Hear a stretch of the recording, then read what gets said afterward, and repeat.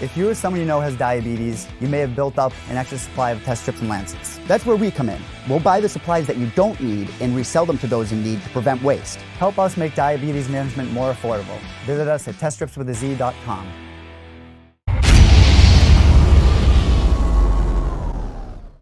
All right, we have Louis Smolka back on the show. He recently returned to the United States after a 2-week tour of the Middle East to visit all the troops overseas, the brave men and women of the armed forces. Really cool stuff courtesy of Armed Forces Entertainment. Louis joined Alex Hernandez, Carla Esparza, Vinc Pichel, and Shane Krutchen for the Fighters for Freedom tour. Louis, how are you? Welcome back to the States, man.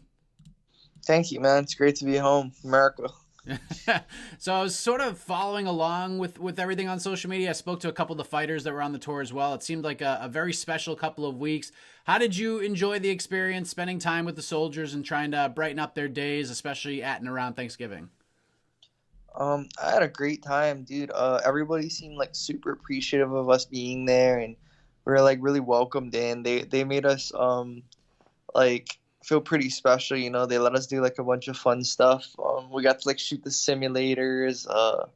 We got bit by dogs. Like they let me drive some trucks around. Like I had a good time, dude. Like they let us there's one base they let us use like the officers pool or whatever. We're over there playing like volleyball in the pool. Dude, it was so fun. We had a good time. How did you get involved in this tour? How did it all come together for you?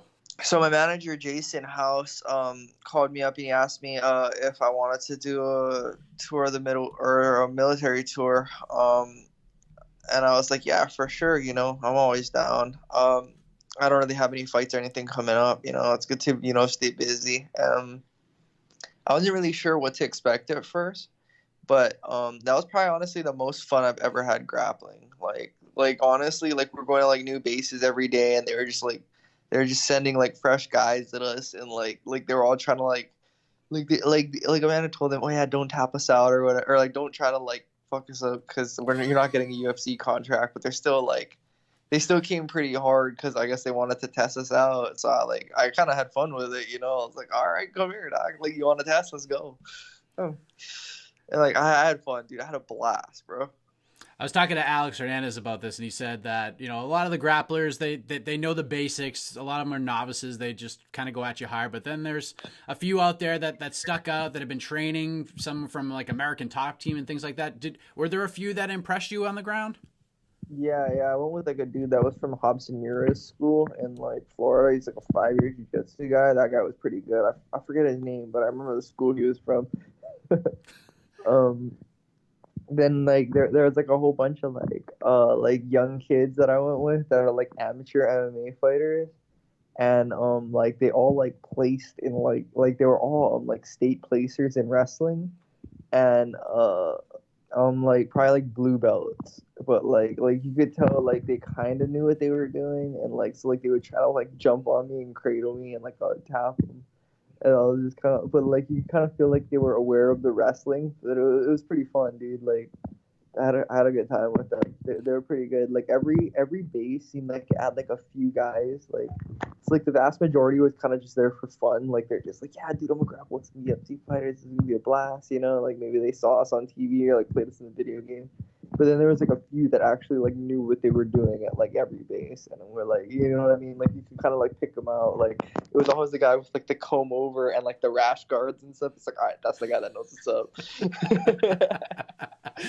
You know, by the hairstyle and by like the clothes they were wearing, like you could honestly tell it was pretty funny. One of the important questions I have to ask is after talking with Carla and Alex while they were over there, did you guys get to ride a camel? I know that became sort of the big team goal as the days went on. Did that ever come to fruition before? No, you guys left? we didn't get a chance. We didn't have time, man. Like we really wanted to. We never really got the opportunity to do it. We did some fun stuff though, but we never got the camel ride. I think we're supposed to do it in Kuwait, but like that was like where we were probably the busiest, honestly.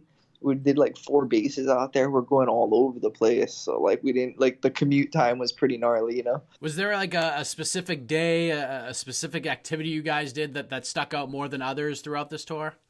We went to the souks in Qatar. It was like it's basically like their local like shops and stuff. It was kind of like, it looked like the scene out of like Aladdin a little bit, you know what I mean? Like there's all these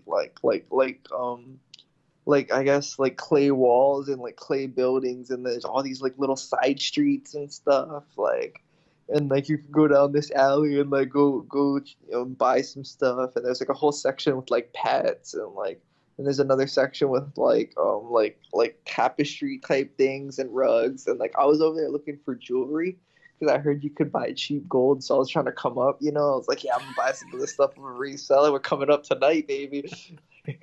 But I couldn't find any of the gold, the good, like I saw a few, but I wasn't sure if they were fake or what, so I was like, I didn't really want to spend my money, but we ended up getting some pearls, so that was kind of cool. They had like so I guess Qatar, they were like known for trading gold and pearls before they found oil, so like they had like good quality jewelry there. Dude, there was this one guy, okay, so I went into one shop and they're over there selling like precious stones. Dudes are trying to sell me like blue diamonds and like sapphires and stuff. I'm like, I'm over here starting to think things. I'm like, oh man, should I buy this, dude? I can resell, like, you know what I mean? I'm getting crazy. I'm like, all right, okay, I gotta leave. I'm gonna go back to the States. I'm gonna be a jeweler, baby. There you go. New career change from this tour, huh? Yeah, I was getting a little crazy. I was like, all right, I gotta calm down. So Alex sort of threw you under the bus a little bit when I talked to him, because apparently there's a story where you and a commander had some sort of a swimming challenge, and from what Alex said, yeah. to say it more politely, it didn't go very well for you. What happened there? Oh yeah, so like, okay, so I can kind of swim like decently. Like I grew up in freaking Hawaii, so like I've been in the ocean, I've been in the water, I can like swim. But so I was looking at like a whole bunch of times on their board. I was like, I can beat these times, but I couldn't, like, cause like I couldn't figure out how to like. So once you swim, you gotta hit the wall and do that like that Michael Phelps thing where you spin and like go back the other way. And like I could not figure that out. I was like, I have no idea how to do this. I'm gonna lose. But like I was already talking shit. So the commander's like, yeah, come. And he's like, okay, so the board that they had, like that, like this record board that was broken up by like by age groups, and so he was in like the 51 to 70, like the older age group, but he had like the fastest like mile and half mile times out of like anyone on the board. And I was like, oh man. So we just did like 5 laps, and like, oh, I was trying so hard, and like I freaking, oh, I remember the first time we hit the wall, like I swallowed a whole bunch of water up my nose, and I was like, oh, and I was like drowning and like trying to like swim a bunch. I wanted to keep up, but like he was just gone, dude. He wasn't even using his hands. Oh my God. Like he was gone. Like I was trying so hard to keep up, but I couldn't. Like every time we'd hit a wall, he got like further and further. I was like, oh, this is rough. Oh, okay. So we were supposed to go eat. Right, we were supposed to go to chow right before that. We were pretty hungry, and like, but I swallowed so much water doing that, I wasn't even hungry anymore. I swallowed so much pool water, I wasn't even hungry anymore. Oh my gosh. So heading into that tour, I know you had a connection with most of the fighters there. I know you trained with Carla, you, Vince, and Alex have the same management team. Shane's a California guy. I don't know how much interaction you've had with him over the years, but he was in the Marines as well. Very tough guy. Do you feel like you guys as a crew just grew really, really close throughout this tour? Oh yeah, those are my boys, dude. Those are my boys now. Like Shane is super cool. Like it was kind of good having him because he's like, he'd been out there before, so he kind of knew what he was looking at. Because I was kind of sketched out initially going in, because it's like the Middle East, and I didn't really have much knowledge of what that meant. I was just like, oh, I've only heard like the Middle East is like a war zone on TV and stuff, Like, you know what I mean? Like, I didn't really know what we were doing, so it's kind of nice having him. It's kind of comforting having Shane, because it's like, all right, if anything, we got like a battle-tested Marine. So if anything, I'm gonna hide behind him, and he'll go figure it out, Alex Hernandez might be like the funniest dude I've ever met. Like honestly, like Alex Hernandez might be the single funniest person I've ever met. And then Carla, like I've always hung out with her, so it was nice to have her come. Like Carla is so fun, dude. Carla is just down. So is Vince. Vince has been there for like a lot of my firsts. He was there like he was there for my first UFC, and like he was Jason's manager, and I was kind of geeking out. And then so he kind of like brought me with him to go get like the post weigh-in food, like we went to get like Pedialyte and all that shit. And like he was kind of like talking to me, he's like, dude, chill out, bro. Like it's not gonna help you freaking out. And I was kind of like, all right, you're right. It's kind of like good having like a guy who'd been there before, like talk in my ear a little bit, you know what I mean? Like kind of just like, dude, chill the fuck out. And so like, yeah, he's kind of been there for like a lot of my firsts. Let's switch gears for a second to talk about being back home and talk about your UFC career. I mean, you're coming off that impressive win against Ryan McDonald in Vancouver a few months back. How are you feeling physically, and when would you like to return?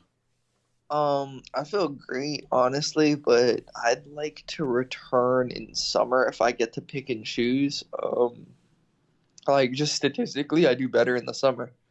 If you look at my record statistically, look at the months, most of my like I have a lot of wins in summer, and like winter is not as good, you know? Like that's what it is. I don't like the summer. I don't like the winter. I don't like the cold. I don't like training in the cold. I don't like fucking cutting weight in the cold. I don't like fighting the cold. I don't like the cold, you know? Um, but like, I mean, if I got a short notice that like I really liked, I would take it. But if I get to pick and choose, I'd like to wait till summer. So nothing's really been brought to your attention, and even if you're just like, if it's not like June or July or August, I have to think a little bit Yeah, harder maybe about like it. May at the later or earliest, you know, like May, late April maybe. But like, yeah, dude, I don't know. It's cold out here in California. I don't like it, man. Like, I'm training and stuff still. I'm still in great shape, but I'm just like, dude, I don't want to put my body through a camp right now. It's like, it's cold. It's hard to warm up. I don't like that. Like, I don't know. We talked a couple days after your win in Vancouver. You were sort of taking a bit of time to smell the roses. You didn't really care who the UFC put in front of you. 3 or so months later, is there anyone you're thinking like, yeah, give me him. This would be a fun fight. This will help me shoot me up the rankings, or are you just sort of open minded and just more about the date than the opponent? Dude, it's hard to tell what's going on in this division, man. There's so many guys constantly fighting, guys going up and down, so many killers, like dudes getting knocked off, dudes coming up, like looking amazing. It's hard to tell what's going on. It's a very like confusing division, honestly. And so I'm kind of just hoping to like just shark some guys, just grab some dudes and like, all right, okay, me and you try to get a quick win if I like the matchup, you know? Like, I mean, if it's a big fight and it's like, okay, we need somebody like to step in on short notice, I'll do it. But you know, like if this weekend they're like, yeah, somebody's got to go fight Aldo Maurice, or I'm like, all right, fuck, I can do it. I'm like right here, you know, I'm like one state over. I could drive over, and probably make the wave, but fuck, you know. What do you think of Aldo dropping to 135? And more specifically, I'm sure you've seen the photos that have surfaced on social media. He doesn't look great, but maybe it's just the photos. Maybe we're being trolled here. I don't know. I just know that when I looked at those photos, I was like, I don't know. I don't know about this. What was your They're doing the reaction to that? Ruiz thing to us. You They're think doing so? the Andy Ruiz. They're doing the Andy Ruiz. They're over here telling us he's skinny, but he's not. He's like 170 right now. Yeah. Nah, but he looks rough, dude. If those pictures are real, those don't look that good. Like, I mean, like we saw with Dillashaw, dude, dropping a weight, like something's gotta give. And honestly, with Aldo, didn't have the greatest cardio at 45. He's always been an explosive guy. Cutting all that weight, he's not gonna have the same ability to explode. He'll probably still have one or two good ones in him, but that's gonna be like it. And I don't think he's gonna be able to take too much of a hit. I don't think it's a good idea if he catches Moraes early and it's just too much early. Great for him, but I don't see it like I don't think so, man. I don't think he gets it done. I don't believe, bro. I don't believe in the resurrection. I don't. Yeah, it's frightening. Like I almost wanted to see him go the other way, like go to 55. Yeah. That made more sense to me. If he went to 55 and they let him like pick and choose and didn't make him fight huge dudes, I would watch that, because that might, like, you know what I mean, like let him acclimate to the division a little bit and then see where it went. I would be like, oh, okay, I would, yeah, you know what I mean. They're like, okay, there might be something to this, you know. Yeah, give him a veteran with a name. Give him a guy like an I Quinter or something like that, who's tough. Yeah, Just got a maybe name, like Jim Miller or something, you know what I mean. Yeah, or a Lozon, somebody like that. Yeah, somebody that's not like a gigantic and is gonna just like outframe him like Cowboy or Diaz, you know what I mean? Like just so something realistic, you know? Yeah, I would agree with that. Appreciate the time as always, Lewis, but I wanted to end on this question, kind of going back to the tour. We talked about some of the great moments that happened there, the experience as a whole. For you personally, what was your biggest takeaway overall? Like what sort of life lesson, something that makes you think and appreciate things a little differently? What do you take the most from those 2 weeks? Like honestly, dude, it was kind of crazy seeing all the sacrifices that people had to make. Like I feel like I could honestly do the military lifestyle if it wasn't for like having a family. Like I could do all that stuff, but it's just being away from your family that like it made me feel sad. You know, there's all these people over here. They have kids back home. They're not gonna see them for like 9 months, 10 months, a year, whatever their deployment is. And I was just like, dude, this is rough, man. I'm only away from my kid for 2 weeks, and it's like I'm already like kind of going through it over here. Like I can't even imagine how you guys feel, and like it's just like it's one of those things. Like it's like they sacrifice so much, you know, in order to like protect us and make sure like we can do what we want to do. It's like I felt really good to give back, but at the same time, I just felt so sad, you know. Like at the same time, I just like fuck, man. I wish I could help you guys like more in some way, you know. What was the first thing you did when you got back home? Hug my kid. You hug him a little, Like, dude, yeah, tight hug? there was like this, yeah, dude, there was like a connecting flight from like San Fran, and like, so we went from Dallas to San Fran, and then we had to catch a flight from San Fran to here, and like I had like 5 minutes to get on that flight, like before they closed the plane doors, and I sprinted across the San Francisco airport. It was only like one gate over, but like I fought my way to the front of the plane. I was like, dude, I'm going home to see my kid. Like, fuck everybody here. I'm going home to see my kid. You know what I mean?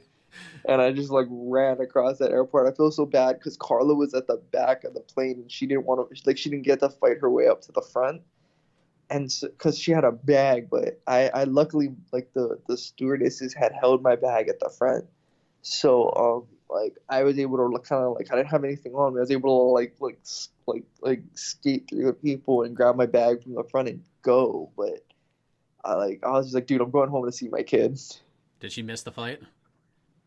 Yeah, Carla missed it, dude. I freaking I got to the front of the thing and I was like, guys, grab one more person, blah blah. Like, all right, whatever, go down there. And like they waited for a while and then they like let a whole bunch of people on. I think they sold all the whatever seats and they're like, all right, we're leaving. I was like, oh man. You know, good for you. You got to see your kid. Appreciate that time more. And I appreciate you jumping on to recap the Fighters for Freedom tour. Always great catching up with you, sir. Before we let you go, let the folks know where to find and follow you on the web, social media. Anything else you want to get off your chest we didn't hit? The floor is yours. Yeah, I just want to say thank you to all my sponsors, dude. Thank you to what is the Space Foam right here? Space Foam pillows. Oh, where's the little logo at? Looks so comfortable, man. Dude, these things are awesome. I took this. This thing's been to 3 countries now, or 4 countries now. 4 countries and 3 continents, dude. Thank you to Space Foam Pillows, G Fuel Energy, Miss Mary Jane CBD, Virus, Defend Hawaii, Skeevy, Defense Soap, just all my sponsors who have always like helped me out, been there for me. I appreciate you guys. Thanks again, man. Great stuff. Look forward to seeing you back in the cage when the weather gets a little bit warmer in 2020. Yes, sir. All right, Mike. All right, thanks, man.